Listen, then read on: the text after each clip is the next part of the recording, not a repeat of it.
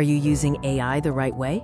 Most people aren't. In this video, I'll share a 7-step secret to mastering AI prompting and taking your content to the next level.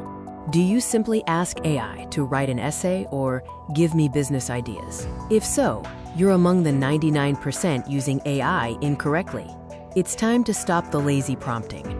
To get high-quality outputs, you need to master world building. Instead of asking direct questions, give the AI context. Think of it like providing pieces to a puzzle.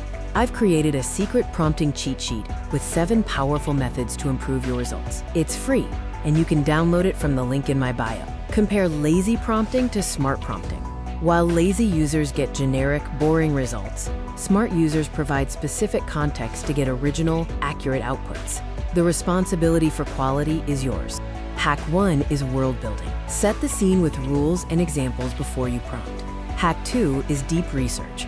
Ask for unique insights rather than basic summaries.